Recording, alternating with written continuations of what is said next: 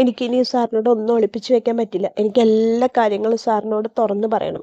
Sir, ഞാൻ sir വിചാരിക്കണ പോലെ 50 കാറിൻ്റെ ഓണറൊന്നുമല്ല. എനിക്ക് 50 കാറൊന്നുമില്ല. എനിക്ക് ആകെ കൂടി 2 കാറ് മാത്രമേ ഉള്ളൂ. അത് രണ്ടും ഡ്യൂ ആണ്. പിന്നെ അത് കൂടാതെ ഞാൻ വലിയ ട്രാവൽ ഏജൻസിയുടെ മുതലാളിയൊന്നുമല്ല. ഞാൻ സാധാരണ ഒരു ഡ്രൈവറാണ് സാർ. ഒരു കാർ ഡ്രൈവറാണ് ഞാൻ. എനിക്ക് സത്യങ്ങളെല്ലാം സാറിനോട് തുറന്ന് പറയണം. സാറിനെ പോലെ ഒരാളെ കബളിപ്പിക്കാൻ എനിക്ക് പറ്റണില്ല. എൻ്റെ മനസ്സ് കുറ്റബോധം കൊണ്ട് നീറുക. അതുകൊണ്ടാണ് ഞാൻ സാറിനോട് ഈ സത്യങ്ങളെല്ലാം തുറന്ന് പറയണത്. കൂട്ടുകാരെ, സുധിയുടെ പുതിയ ഡീലറുടെ അടുത്ത് ഡീലർഷിപ്പ് കിട്ടാൻ വേണ്ടിയിട്ട് കൊണ്ടുവന്ന അഭിലാഷ് സാറിനോട് കള്ള് കുടിച്ച സച്ചി എല്ലാ സത്യങ്ങളും തുറന്ന് പറയുന്ന എപ്പിസോഡാണ് കേട്ടോ. കള്ളു കുടിക്കാതെ സച്ചി മാറി നിന്ന് എല്ലാവരും ഒന്ന് പ്രലോഭിപ്പിക്കുമ്പോൾ സച്ചി ആ പ്രലോഭനത്തിൽ വീണില്ല. അച്ഛന് കൊടുത്ത വാക്കും രേവതിക്ക് കൊടുത്ത വാക്കും ചിന്തിച്ചുകൊണ്ട് സച്ചി കള്ളു കുടിക്കാതെ മാറി നിൽക്കണ സമയത്ത് സുധി വന്ന് നിർബന്ധിക്കുന്നുണ്ട്, അഭിലാഷ് സാറ് നിർബന്ധിക്കുന്നുണ്ട്, അതുപോലെ തന്നെ ശ്രീകാന്ത് നിർബന്ധിക്കുന്നുണ്ട്. ആരും നിർബന്ധിച്ചിട്ടും കഴിക്കില്ല. ഇതിനിടയിൽ കൂടെ സുധിയുടെ കൂട്ടുകാരൻ ആനന്ദ് വന്നിട്ട് ഭാര്യയെ പേടിയുള്ളതുകൊണ്ടാണല്ലേ കഴിക്കാത്ത, ഭാര്യയെ പേടിയുള്ളതുകൊണ്ടാണല്ലേ കഴിക്കാത്തത്, ഇങ്ങനെ ഇടയ്ക്കിടയ്ക്ക് സച്ചിയെ വന്നിട്ട് കളിയാക്കുന്നുണ്ട്. സച്ചി അങ്ങനെ ഒക്കെ സഹിച്ച് ക്ഷമിച്ചിരിക്കുന്നുണ്ട്. വീണ്ടും ആനന്ദ് വന്നിട്ട് സച്ചിയെ വന്ന് കളിയാക്കുമ്പോൾ സച്ചിക്ക് നിയന്ത്രണം വിടുകയാണ്. നിയന്ത്രണം വിടുന്നതിൻ്റെ ഇടയിൽ കൂടെ സുധിയും ശ്രീകാന്തും കൂടി വന്നിട്ട് സച്ചി കഴിക്കണമെന്നൊക്കെ പറയുമ്പോൾ എനിക്ക് വേണ്ടെന്നല്ലേ പറഞ്ഞു, നിങ്ങൾ രണ്ടുപേരും അച്ഛന് കൊടുത്ത വാക്ക് പാലിച്ചില്ലല്ലോ. ഞാൻ അച്ഛന് കൊടുത്ത വാക്ക് പാലിക്കുക, അതുകൊണ്ട് എനിക്ക് കഴിക്കണ്ട. ഞാൻ രേവതിക്ക് അച്ഛന് കൊടുത്ത വാക്ക് പാലിക്കുന്നൊക്കെ പറയുമ്പോൾ കുറച്ച് കഴിക്കണമെന്നൊക്കെ നിർബന്ധിക്കുമ്പോൾ കഴിക്കണില്ല. അപ്പോൾ ശ്രീകാന്ത് പറയുന്നത്, സച്ചിയേട്ടാ ഒരു കാര്യം പറയാതിരിക്കാൻ വയ്യ, എന്ന് സച്ചേട്ടനെ കാണാൻ പൊള്ളി ലുക്കാട്ടോ ഉമ്മ എന്നൊക്കെ പറഞ്ഞിട്ട് സച്ചിക്ക് ഉമ്മയൊക്കെ കൊടുത്തിട്ട് പോവാണ് ശ്രീകാന്ത്. അത് കഴിഞ്ഞ് ആനന്ദ് വീണ്ടും വന്നിട്ട് സച്ചിയോട് ഭാര്യയെ പേടികളുണ്ടല്ലോ എന്ന് ചോദിക്കുമ്പോൾ സച്ചിക്ക് ക്ഷമ കെട്ടിട്ട് സച്ചി ചാടി നീട്ടിട്ട് ഇവിടെ വാടാ പറയാണ് വെയിറ്ററോട്. അപ്പോൾ വെയിറ്റർ മദ്യം നിറച്ച ഗ്ലാസ്സുമായിട്ട് വരുമ്പോൾ 2 ഗ്ലാസ് മടമടാന്നെടുത്ത് കുടിക്കുകയാണ്. അത് കാണുമ്പോൾ ആനന്ദ് പോലും തരിച്ച് നിൽക്കുകയാണ്. അത് കുടിച്ചു കഴിഞ്ഞിട്ട് സച്ചി പുതിയൊരാളായിട്ട് ആനന്ദിൻ്റെ അടുത്ത് വന്നിട്ട് ഇത്ര നേരം നീ സംസാരിച്ചില്ലേ, ഇനി ഞാൻ സംസാരിക്കാൻ നീ കേട്ടിരിക്കണം എന്ന് പറഞ്ഞിട്ട് ആനന്ദിനെ ഇട്ട് വധിക്കുകയാണ്. ആനന്ദിനോട് ഓരോ ചോദ്യങ്ങളും ഇങ്ങനെ ചോദിച്ചുകൊണ്ടിരിക്കുകയാണ്. ഞാൻ ചോദിക്കുന്നതിന് മുഴുവൻ നീ ഉത്തരം പറയുമ്പോൾ ഇല്ല ബ്രോ, സോറി ബ്രോ, ഇനി ഇങ്ങനെ ഉണ്ടാവില്ല ബ്രോ, ഇനി ഞാൻ ബ്രോയുടെ അടുത്തേക്ക് അറിയാതെ പോലും വരില്ല എന്നൊക്കെ പറഞ്ഞിട്ട് ആനന്ദ് സച്ചിയുടെ കാല് പിടിച്ചിട്ട് അവിടെ നിന്ന് പോവാണ്. അങ്ങനെ സച്ചി നല്ല ലെവലായി. സച്ചി കള്ളു കുടിക്കണുണ്ടപ്പോൾ സന്തോഷത്തിലുള്ള വേറൊരാളും കൂടി ഉണ്ട്. അത് വേറെ ആരെയല്ല, ശ്രുതിയാണ്. ശ്രുതിയുടെ ഉന്ന എന്താന്ന് നമുക്ക് എല്ലാവർക്കും അറിയാം. സച്ചി കുടിച്ചു കഴിഞ്ഞിട്ടുണ്ടെങ്കിൽ സച്ചിയുടെ ഫോണിലത്തെ വീഡിയോ എടുത്ത് ആൻ്റണിക്ക് അയച്ചു കൊടുക്കുക എന്നുള്ളതാണ് ശ്രുതിയുടെ ലക്ഷ്യം.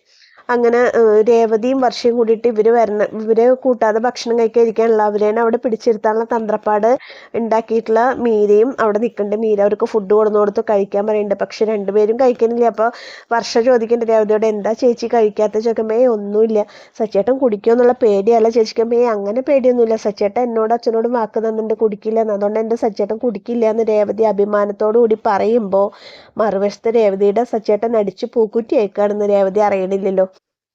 അപ്പോൾ മീര പറയും, നിങ്ങളതൊന്നും ഓർക്കണ്ട, നിങ്ങൾ കഴിക്കുക പറയുമ്പോൾ അവർ കഴിക്കാൻ തുടങ്ങുമ്പോൾ ശ്രുതി വന്നിട്ട് ഷു പറഞ്ഞിട്ട് മീരയെ വിളിക്കണം. അപ്പോൾ എന്താ ചോദിക്കുമ്പോൾ ഇങ്ങോട്ട് വാ പറഞ്ഞ് വിളിച്ചിട്ട് പറയുകയാണ് സച്ചി കുടി തുടങ്ങി പറഞ്ഞിട്ട് സച്ചി കുടിക്കണത് കാണിച്ചു കൊടുത്ത് സന്തോഷത്തോടു കൂടി ഇരിക്കുകയാണ്. മീരയും ശ്രുതിയും കൂടി ഫോൺ കിട്ടുന്നുള്ള പ്ലാനിങ്ങിൽ. അങ്ങനെ സച്ചി കുടി തുടങ്ങിയപ്പോൾ എല്ലാവരും വന്ന് സച്ചിയുടെ കൂടെ കൂടണം. ശ്രുതിയും ശ്രീകാന്തയും സച്ചേട്ടൻ കഴിച്ചോ, സച്ചേട്ടൻ കഴിക്കില്ല എന്ന് പറഞ്ഞിട്ട് പറയുമ്പോൾ ഞാൻ കഴിച്ചു എന്നൊക്കെ പറയാണ്.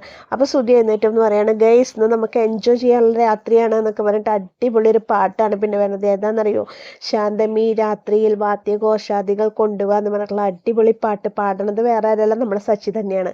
അതിനൊപ്പം എല്ലാവരും ചുവട് വെക്കുന്നുണ്ട്. സച്ചി അഭിലാഷ് സാറിൻ്റെ മൊട്ടത്തലയിൽ ഇങ്ങനെ ഉമ്മ വെക്കുന്നുണ്ട്. അഭിലാഷ് സാറിൻ്റെ മൊട്ടത്തല തലോടുണ്ട്. അത് ഭയങ്കര ഇഷ്ടമായിക്കണു എന്നാണ് സച്ചി പറയുന്നത്.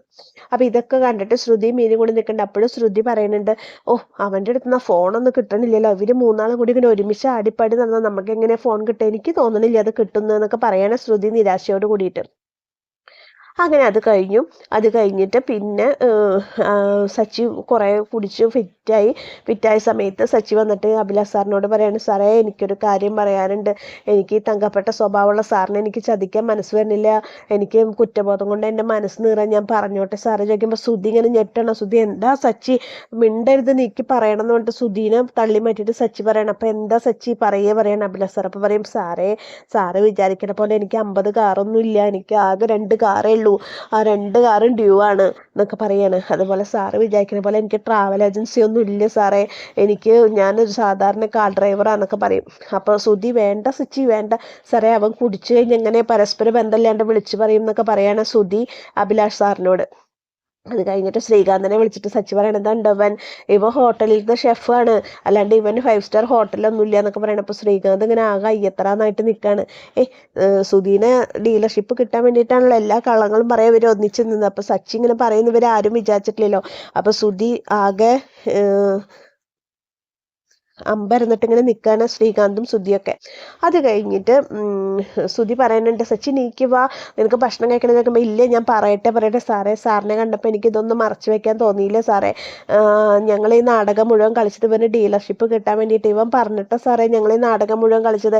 ഇതുണ്ട് ഈ ഡ്രസ്സ് കണ്ടത്, ഇതൊക്കെ ഇവൻ മേടിച്ചു തന്നതാ സാറേ, ഇവൻ പറഞ്ഞിട്ടാ സാറേ ഞങ്ങളിങ്ങനെ അഭിനയിച്ചത് എന്നൊക്കെ പറയുകയാണ്. അഭിലാഷിനോട് എല്ലാ സത്യങ്ങളും പറയും. ഇതൊക്കെ കേട്ട് തരിച്ച് നിൽക്കുകയാണ് ശ്രുതി വിചാരിച്ചു കഴിഞ്ഞു, ഇനി ഡീലർഷിപ്പിന് ഒരു തീരുമാനം ഇനിയിപ്പോൾ അതിനൊന്നും കിട്ടലുണ്ടാവില്ല എന്നൊക്കെ വിചാരിച്ചിരിക്കുന്ന സമയത്ത് അഭിലാഷ് ചോദിക്കാണ് സച്ചി പറഞ്ഞത് മുഴുവൻ സത്യമാണെന്ന് ചോദിക്കുമ്പോൾ സുധി തൊഴുതിട്ടാണ് കേട്ടോ നിൽക്കണം. അപ്പോൾ സച്ചി പറയും അതെ സാറേ ഞാൻ സത്യം പറഞ്ഞു, ഞാൻ പറഞ്ഞു എന്ന് വെച്ചിട്ട് അവന് ഡീലർഷിപ്പ് കൊടുക്കാതിരിക്കരുത് സാറേ, അവൻ നല്ലോണം നല്ല രീതിയിൽ അധ്വാനിക്കും, അവനിപ്പോൾ നല്ല രീതിയിലൊരു കട നടത്തുന്നുണ്ട്, അവൻ നന്നായി വർക്ക് ചെയ്യും സാറേ, അവൻ 7 ഡിഗ്രി ഉണ്ട്, അവൻ നന്നായി വർക്ക് ചെയ്യുന്നൊക്കെ പറയുമ്പോൾ അഭിലാഷ് ചോദിക്കുകയാണ് നീ പറഞ്ഞതൊക്കെ സത്യമാണോ സച്ചി?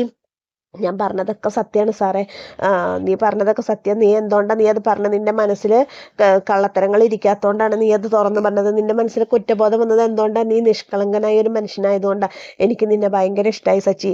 ഇനിയിപ്പോൾ നീ പറഞ്ഞ സ്ഥിതിക്ക് ഞാൻ എന്തായാലും സുധിയുടെ അടുത്ത് നിന്ന് ഡീലർഷിപ്പ് ഒന്നും കൊണ്ടുപോകില്ല, സുധിക്ക് തന്നെ ഡീലർഷിപ്പ് കൊടുക്കുക, നമ്മളെല്ലാവരും കൂടി ഒരുമിച്ച് തകർക്കും കേരളത്തിൽ ഈ ബിസിനസ് എന്ന് പറയുകയാണ് അഭിലാഷ് സാറ്. ഇത് കേൾക്കുമ്പോൾ സുധി കരഞ്ഞിട്ട് കൈകൂപ്പാണ്. അപ്പോൾ എന്തായാലും സച്ചി സത്യം തുറന്നു പറഞ്ഞാൽ സച്ചിയുടെ മനസ്സിലത്തെ ടെൻഷനും മാറി, സുധിയുടെ ഡീലർഷിപ്പോട്ട് പോയിട്ടില്ല. അങ്ങനെ അവർ അടിച്ചു പൊളിക്കാനായിട്ട്. അയ്യോ സാറേ എനിക്കൊരു കാര്യം കൂടി പറയാണ്ട് സാറേ പറയാം. അപ്പോൾ എന്താ വെച്ചാൽ സാറേ ഈ മൊട്ടത്തല കാണുമ്പോൾ എനിക്കൊരു ഉമ്മ തരാൻ തോന്നുക എന്നൊക്കെ പറഞ്ഞിട്ട് സച്ചി അഭിലാഷ് സാറിൻ്റെ മൊട്ടത്തലയിൽ ഉമ്മ വെക്കാണ്. അങ്ങനെ അതൊക്കെ കഴിഞ്ഞ് അടിച്ച് ഫിറ്റായി പിമ്പിരിയായി വരികയാണ് കേട്ടോ ഇവര്.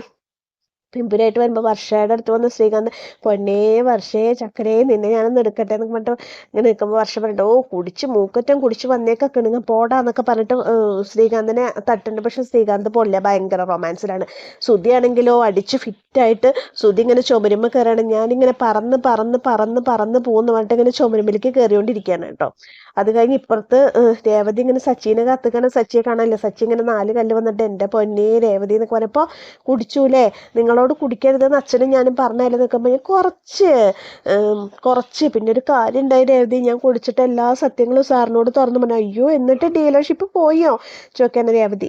ഇല്ല രേവതി, ഞാൻ എല്ലാം തുറന്നു പറഞ്ഞിട്ട് സാറ് ഡീലർഷിപ്പ് സുധിക്ക് കൊടുക്കാന്ന് തന്നെ പറഞ്ഞു രേവതി, കൊടുക്കില്ല എന്നൊന്നും പറഞ്ഞില്ല രേവതി, എന്നെ നല്ല മനുഷ്യനാന്ന് പറഞ്ഞു, എൻ്റെ മനസ്സിൽ കള്ളത്തരങ്ങളൊന്നും ഇല്ലാത്ത മനുഷ്യനാന്ന് പറഞ്ഞു രേവതി എന്നൊക്കെ പറയാണ് സച്ചി. ഇങ്ങോട്ട് വാ പോവാ എന്ന് പറഞ്ഞിട്ട് രേവതി സച്ചിനെ പിടിച്ച് വലിക്കണേ. എങ്കടാ രേവതി എന്ന് പറഞ്ഞു. ഇങ്ങോട്ട് വരാനല്ലേ പറഞ്ഞേ, കണ്ടോ ചിരി വരുന്ന കണ്ടോ, മുഖത്ത് ഡീലർഷിപ്പ് കിട്ടിയത് പറഞ്ഞപ്പോൾ അവളുടെ മുഖത്ത് സന്തോഷം വരുന്നുണ്ടോ എന്നൊക്കെ ഇങ്ങനെ പറയാണ് കേട്ടോ. പക്ഷെ ഇവരിങ്ങനെ ഇതാവുമ്പോഴും ഇവരുടെ അടുത്തുനിന്ന് ഫോൺ കൈക്കലാക്കാൻ വേണ്ടി, സച്ചിയുടെ അടുത്തുനിന്ന് ഫോൺ കൈക്കലാക്കാൻ വേണ്ടിയിട്ട് കഷ്ടപ്പെട്ട് പിന്നാലെ നടക്കുന്നുണ്ട് ആര്, മീരയും ശ്രുതിയും കൂടിയിട്ട്. ഇവർക്ക് രണ്ടുപേർക്ക് സച്ചിയുടെ ഫോൺ കിട്ടുമോ കിട്ടില്ലേ ഒന്നും അറിയില്ല.